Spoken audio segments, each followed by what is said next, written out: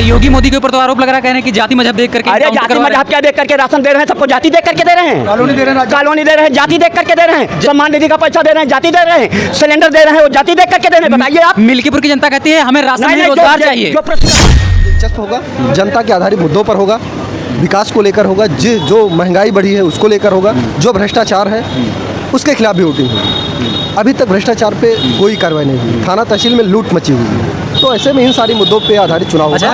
किसान बहुत परेशान है छुट्टा जानवरों से, जिसकी समस्या अभी के लिए होते ही हैं। बाकी भारतीय जनता पार्टी के अलावा कोई जीतने वाला नहीं है मिल्कीपुर में इस बार।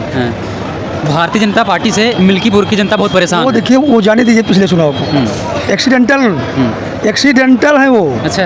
अवधेश प्रसाद सांसद जी जो है वो एक्सीडेंटल सांसद हैं। अच्छा। वो गुमराह करके हो गए, अब भूल जाए लोग कि हम। बस बढ़िया। चाचा आपका शुभ नाम क्या होगा? मेरा नाम गुड्डू पांडे है, वैसे ब्रजेश कुमार पांडे कहा जाता है। अच्छा पांडे जी। क्या लग रहा है मिल्कीपुर में अब की बार कौन बाजी मारेगा? कमल खिलेगा, कमल खिलेगा। अच्छा। हाँ, वो भी 50,000 वोटों से ज्यादा। इतना का है खुल के कह रहे हो भाई? अरे खुल के कह रहे हैं, मेरा वो मेरी आत्मा कह रही है ना। ये सपा का गढ़ है, सपा का। सपा वापा का गढ़ नहीं है, जब था वो था, खत्म हो गया। जिस दिन उनके हाथ में आ जाएगा वो दिन बेच देंगे पूरा मिल्कीपुर को। अवधेश प्रसाद 2 चुनाव जीत चुके हैं। अरे 2 नहीं, वो 4 चुनाव जीत लें। हाँ, उससे नहीं फर्क पड़ता है। भारतीय जनता पार्टी अब जीतेगी, किसी भी कीमत पे चुनाव जीतेगी, किसी भी कीमत पर। और क्या, योगी मोदी के ऊपर चुनाव हो रहा है, वो अवधेश प्रसाद के ऊपर नहीं हो रहा है। अरे योगी मोदी के ऊपर तो आरोप लग रहा है, कह रहे हैं कि जाति मजहब देख करके। अरे जाति मजहब क्या देख करके राशन दे रहे हैं? सबको जाति देख करके दे रहे हैं, कॉलोनी दे रहे हैं, जाति देख करके दे रहे हैं, सम्मान निधि का पैसा दे रहे हैं, जाति दे रहे हैं, सिलेंडर दे रहे हैं, वो जाति देख करके दे रहे हैं। बताइए आप। मिल्कीपुर की जनता कहती है हमें राशन नहीं, रोजगार चाहिए। जो प्रश्न का बात किया मैं उसको बताइए आप। नहीं, बात सही है आपकी, लेकिन और भी प्रश्न है। वो जात देख करके सबको सिलेंडर दिया है, सम्मान निधि का पैसा दिया है सबको, वो जात देख करके। सिलेंडर कितना महंगा तो हो गया। महंगा हो गया तो जब महंगाई है तो महंगाई नहीं रहेगी। और महंगा और कब सस्ता रहा? हर चीज तो ऊपर बढ़ता हुआ जा रहा श्रीमान जी। और क्या? अरे इसके पहले इतना महंगा नहीं था सिलेंडर। अरे कैसे नहीं था? सिलेंडर नहीं महंगा था और चीजें नहीं महंगी थी। कांग्रेस ने अभी 70 साल तक क्या किया? जो 70 साल तक नहीं किया उसको 10 साल में मोदी जी ने और योगी जी ने दिखा दिया है। महंगाई बेरोजगारी बढ़ा करके। महंगाई बेरोजगारी कहाँ है? बेरोजगारी निठल्लों के लिए बेरोजगारी है। अच्छा। मेहनत करने के लिए बेरोजगारी नहीं है। जो युवा सड़कों पर भटक रहा है उसके लिए भटक रहे हैं? कौन भटक रहा है? 4 साल हॉस्टल में रहकर तैयारी करते हैं, उनको बाद में असफलता हाथ लगती है। हम तो नहीं चलता है कि टाइम से वैकेंसी आ भी गई तो पेपर लीक हो जाता है। फैजाबाद में मैं रिक्शा चलाता हूँ, मैं जानता हूँ सब। हाँ, जो बताया हूँ, भारतीय जनता पार्टी भारी बहुमत से यहाँ जीतेगी श्रीमान जी। बात चलिए, आपका शुभ नाम क्या होगा? संजय तिवारी। संजय तिवारी। अच्छा भैया, ये कौन सी जगह है जहाँ पर हम लोग कवरेज कर रहे हैं? कुमारगंज बाजार है, खंडाशा मोड़। अच्छा, क्या लग रहा है भैया मिल्कीपुर में उपचुनाव होने वाला है, ऐसे में राजनीतिक पार्टियां एक तरह समझ लो कि राजनीतिक अखाड़े में कूद चुकी हैं। क्या लग रहा है कौन सी पार्टी का पलड़ा भारी है? अभी जब तक सारी पार्टियों के टिकट कंफर्म नहीं हो जाते तब तक कुछ नहीं कहा जा सकता, लेकिन चुनाव बहुत दिलचस्प होगा, जनता के आधारित मुद्दों पर होगा, विकास को लेकर होगा, जो महंगाई बढ़ी है उसको लेकर होगा, जो भ्रष्टाचार है उसके खिलाफ भी वोटिंग होगी। अभी तक भ्रष्टाचार पे कोई कार्रवाई नहीं हुई, थाना तहसील में लूट मची हुई है, तो ऐसे में इन सारी मुद्दों पे आधारित चुनाव होगा। किसान बहुत परेशान है छुट्टा जानवरों से, जिसकी समस्या अभी हल नहीं हो पाई। अच्छा, जो इस तरह के आपके तमाम मुद्दे हैं, इन मुद्दों पर कौन सी पार्टी बढ़िया काम कर सकती है? अब ये तो अभी सरकार है, ये सरकार बदलने का चुनाव नहीं है। अच्छा। ये चुनाव सरकार बदलने का नहीं है, उपचुनाव है। तो इसलिए इसमें हम ये नहीं कह सकते कि जो जीतेगा वो समस्या ख़त्म कर पाएगा कि नहीं ख़त्म कर पाएगा। हाँ, समस्या के विरोध में अगर वोटिंग होती है तो समस्या को सरकार गंभीरता से फिर लेना चालू करेगी। जो सरकार सोई हुई है कुंभकर्ण की नींद में, शायद उसको फिर ये एहसास दिलाने का वक्त है कि अभी 2 साल हैं, अगर आप अपने क्रियाकलाप को नहीं बदलोगे तो आप पूरी तरह 27 में बाहर हो जाओगे। चाचा, क्या लग रहा है अब की बार उपचुनाव में मिल्कीपुर से कौन बाजी मार सकता है? जब तक टिकट क्लियर नहीं हो तब तक कुछ पता नहीं जा सकता। अच्छा चाचा, मिल्कीपुर में बाकी अन्य पार्टियों ने टिकट डिक्लेयर कर दिया है, लेकिन बहुजन पार्टी जो है, बहुजन पार्टी ने टिकट डिक्लेयर कर दिया है, और बाकी सपा से अजीत प्रसाद ही समझ लो क्लियर नहीं है अभी। अरे संभावित प्रत्याशी हैं। तो हर पार्टी अपनी संभावित प्रत्याशी घोषित किया है, लेकिन ये उम्मीद है कि सपा कांग्रेस मिलकर के चुनाव लड़ेगी, जो कांग्रेस खाते में सीट जाएगी। अच्छा, ये पूरी एकदम 100%। मिल्कीपुर की जनता अब की बार बीजेपी से कौन सा कैंडिडेट चाह चाहती है, नया कैंडिडेट या पुराना कैंडिडेट? पुराना सब लोग देख चुके हैं, हाँ। उनकी क्रियाकलाप बताने की जरूरत है नहीं। पुराने का उन्होंने क्या क्या किया है, तो अब समझदार हैं कि नया ही चाहिए। अच्छा, अब की बार मिल्कीपुर की जनता कोई नया कैंडिडेट चाहती है? नया चाहती, पुराने सब क्रियाकलाप देख चुकी हैं, उनको कुछ भी बताने की आवश्यकता नहीं है। नया की आवश्यकता है, खासतौर से कांग्रेस की आवश्यकता है।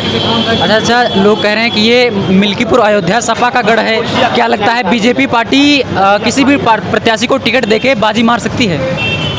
नहीं, ऐसा नहीं है। बीजेपी ही खिलाफ हो गई है। अच्छा, भ्रष्टाचार हाँ। आप देख लो, अभी आप यहाँ स्वच्छता वाला देख लीजिए, मंत्री जी आ रहे हैं और बगल यहाँ से 500 मीटर चले हमारे जानवर के एकदम मछाड़ा है भैया। हाँ, तो कहाँ कोनो मतलब ही नहीं। चाचा क्या नाम होगा आपका? बताइए आप।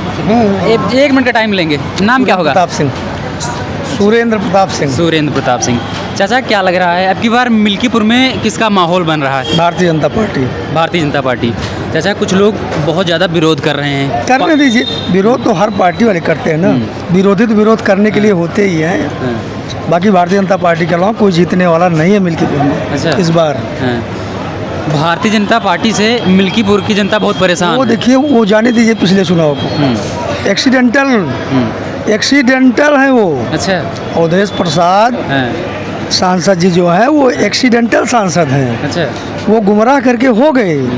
अब भूल जाएं ये लोग कि हम विधायक या सांसद बनेंगे। भारतीय जनता पार्टी के अलावा कोई विधायक बनेगा ही नहीं है। अरे वो तो दावा ठोक रहे हैं, कह रहे हैं कि मिल्कीपुर विधानसभा सीट जीत के दिखाएंगे और नहीं जीते तो राजनीति से संन्यास ले आपसे लेंगे। पहले ही बता दिए ना कि विरोधी विरोध करने के लिए ही तो होता है, विपक्ष क्यों होता है? विरोध सही केवल विरोध करने के लिए ना, तो विरोध करेंगे ही। तो अपना अपना पक्ष सब लोग रख रहे हैं। अच्छा अच्छा, चलो ठीक है। अच्छा, क्या मतलब क्या हम समझे भाई बीजेपी चुनाव जीतेगी तो किस बेस पे जीतेगी? क्या नहीं किया है बीजेपी ने, क्या नहीं किया बताइए? अब तो लोग कह रहे हैं ये सपा का गढ़ है अयोध्या मिल्कीपुर। कहने दीजिए, हम आपसे पहले बता दें ना, एक्सीडेंटल सांसद, अच्छा। एक्सीडेंटल दुर्घटनाग्रस्त जो है, हाँ हाँ। वो तो कभी हो सकता है ना एक्सीडेंट, तो एक्सीडेंटल सांसद हैं वो। बाई चांस हो गए। बस बाई चांस हो गए, बाकी चांस नहीं है। हाँ। सारे चांस खत्म है उनके, अब नहीं बनना है उनको कभी। अच्छा, मिल्कीपुर में ये जो तमाम मुद्दे हैं, खुले जानवर का हो जाए चाहे विकास का हो जाए, देखिए सरकार सारी व्यवस्थाएं कर रही है। ये भाई साहब खड़े हैं, संजय तिवारी जी, इनके ठीक बगल पशुपालन पूरा बना है, बहुत बड़ा है बना, उसमें सारे जानवर जा रहे हैं, पकड़े जा रहे हैं। अभी बाकी विरोधी रूमर उड़ाएंगे ही ना, जानवर घूम रहे हैं इधर उधर फर्जी में, है कि नहीं? सही। चाचा क्या लग शुक्ला नाम है मेरा। संतोष शुक्ला। अच्छा भैया, क्या लग रहा है मिल्कीपुर में मतलब राजनीतिक पार्टियां और भी आ गई हैं, अब कुल मिला के 4 पार्टी हो गई हैं, आज़ाद समाज पार्टी, बहुजन समाज पार्टी, सपा भाजपा। तो ऐसे में वोट जो है तो इधर उधर तितर बितर हो रही है, तो क्या लग रहा है कौन पार्टी निकल सकती है? जब तक चेहरे नहीं साफ हो जाते पार्टियों के कैंडिडेट के, तब तक अभी जनता का रुख साफ नहीं होगा। दूसरी चीज़ क्या है कि जाति आधारित चुनाव पार्टियां लड़ती हैं, उस आधार पर तो ब्राह्मण बाहुल्य सीट है, ब्राह्मण जिस तरफ जाएगा चुनाव उस तरफ चला जाएगा। और लोग तो कह रहे हैं कि पीडीए के हिसाब से यहाँ सपा बाजी मार रही। तो पीडीए का जो चुनाव है उसमें बसपा भी चुनाव लड़ेगी, आज़ाद समाज पार्टी भी, सेंध तो पीडीए में लगनी है। ब्राह्मण जो मूल वोटर है, क्षत्रिय जो मूल वोटर है, भारतीय जनता पार्टी का वोटर माना जाता है, वो कहीं नहीं खिसका है। पिछला चुनाव लोकसभा में, अब उसको मान लीजिए चाहे कैंडिडेट का ना पहुंचना रहा हो, चाहे बात अब विकास की जो बात करते हैं कि विकास जिस गति से पूरे देश में अयोध्या और मिल्कीपुर में आप देख रहे हैं, ये कभी सपने में भी हम लोगों ने सोचा था कि इस 4 लेन पे हम चलेंगे। कुछ समस्याएं ज़मीन पर हैं, छुट्टा जानवर है और बेरोजगारी है, लेकिन उन पर सरकार काम करना चाहिए, करने की कोशिश भी कर रही है। तमाम अब मुख्यमंत्री जी ने बुलाकर सभी विभागों को समीक्षा करके सभी वांट निकाली है, सब भर्तियाँ आ रही हैं। छुट्टा जानवर की समस्या पर अगर ध्यान हो जाए तो चुनाव बीजेपी कोई नहीं हरा पाएगा। अच्छा, क्या मतलब यहाँ कैंडिडेट मैटर करेगा नया पुराना? बिल्कुल, यहाँ कैंडिडेट के चेहरे भी सब कुछ है, सभी पार्टियों के कैंडिडेट के चेहरे पर। जहाँ तक अजीत प्रसाद की बात है, अजीत प्रसाद कभी भी पॉलिटिकल आदमी नहीं रहे हैं, उनके पास खाली पूंजी उनके पिताजी की है, कभी एक व्यक्ति के सुख दुख में कभी शामिल नहीं हुए। हम लोग तो चेहरा भी नहीं देखे अभी, और आधे लोग चेहरा नहीं देखे होंगे। अब वो सांसद पुत्र होकर चुनाव लड़ने आएंगे तो अब जनता देख लीजिए। भैया अयोध्या के सांसद अवधेश प्रसाद जी कह रहे हैं कि बीजेपी मतलब चुनाव के चलते हमारे बेटे के ऊपर एफआईआर दर्ज कर रही है, उनको अंदर डालने का प्रयास कर रही है ताकि चुनाव जीत जाए बीजेपी। अब देखिए, बीजेपी की तरफ से कोई एफआईआर फाइल नहीं हुई है कि बीजेपी ने किया। कोई भी विरोधी जो गलत काम करेगा सरकार को, जितने अपराधी मारे जा रहे हैं सब कह रहे हैं कि ढूंढ के मारे। अभी आप रिकॉर्ड उठा के देखें, आप पत्रकार हैं, सभी जातियों में इनकाउंटर हुआ है। सही है, तो बात सही है। कोई नहीं कह सकता इस जाति को टारगेट कर रहे हैं, तो ये तो विरोधियों का काम है। उनको अपने बेटे को संभालना चाहिए कि ज़मीन काम छोड़कर शराफत की राजनीति करें, बशर्ते ये कहने के कि हमारे बच्चे को फंसाया जा रहा है। अच्छा, तो ये लोग मतलब गलत कह रहे हैं कि बीजेपी पार्टी जाति मजहब दे करके इनकाउंटर करती है।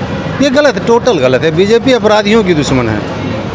आप ये जान लीजिए, जितना भय अपराधियों में बीजेपी की सरकार में है कहीं नहीं था। हर चौराहे पे एक रजिस्टर्ड गुंडा हुआ करता था और वो उसकी वहाँ समानांतर सरकार चलती थी चौराहे पर, और छाती ठोक के कहता था मैं यहाँ का गुंडा हूँ। आज ये लोग कहने से डरते मैं गुंडा हूँ। इसलिए सरकार का काम ही ऐसा है कि अपराधियों को शांत रखे, उनको जेल में डाले। अब क्या है, एक चीज़ और है, अपराध सरकारें नहीं कम कर पाती हैं। अपराध तो जनता स्वयं ना करने की बात करे तो कम हो जाता है, लेकिन सरकारें अंकुश लगाती हैं। चाचा, लास्ट प्रश्न रहेगा। अखिलेश यादव सीएम योगी को मठाधीश और माफिया कह रहे हैं मठाधीश और माफिया में कोई खास अंतर नहीं है। क्या ये इस तरह की बयानबाजी उनके ऊपर शोभा देती है? देखिए, अखिलेश यादव कभी भी संस्कारिक भाषा का इस्तेमाल नहीं करते। मठाधीश तो ही योगी आदित्यनाथ, एक मठ के वो धीश है। मठाधीश का मतलब होता है एक अधिपति, वहाँ का नायक। वो गोरखपुर मठ के नायक हैं, श्रद्धा के पात्र हैं, और एक सन्यासी राजनीति में आकर जो है समाज को सही दिशा। अखिलेश यादव के बयान आप उठा के देखेंगे तो उनके पिताजी भी ऐसे ही बोलते रहे हैं, वही बोलते रहे हैं, बच्चों से गलती हो जाती है। अब वो पीडीए की बात कर रहे हैं आज, तो क्या पीडीए ही इस प्रदेश में रहेगा? बाकी जो जातियां हैं वो नहीं रहेंगी, सभी जातियां रहेंगी। तो इस तरीके के बयान पीडीए के लिए ये करेंगे जितना हल्ला मचा रहे हैं। एट लास्ट आके ब्राह्मण और ठाकुर वोटों पे उनको चुनाव लड़ना है। आखिर अवधेश प्रसाद को वोट नहीं दिया सामान्य वर्ग ने, सही दिया कहे नहीं। ये गलत बयान है और हम लोग तो इसकी निंदा करते हैं। हम लोग जनता हैं, किसी पार्टी से बिलोंग नहीं करते हैं, लेकिन ये है, दिखता है आंखों से सब कुछ कमियां हैं, उन पर काम होना चाहिए। सरकार करेगी तो यहाँ बीजेपी जीत जाएगी। चलिए ठीक। मित्रों, आज के वीडियो में बस इतना ही। वीडियो काफ़ी लंबा हो रहा है, वीडियो को हम लोग यहीं पर एंड करते हैं। वीडियो तनिक भी अच्छा लगा हो तो वीडियो को एक लाइक करें। मिल्कीपुर विधानसभा क्षेत्र से लगातार कंटिन्यू वीडियो देखने के लिए हमारे चैनल वार्ता टीवी को जरूर सब्सक्राइब करें। जय हिंद।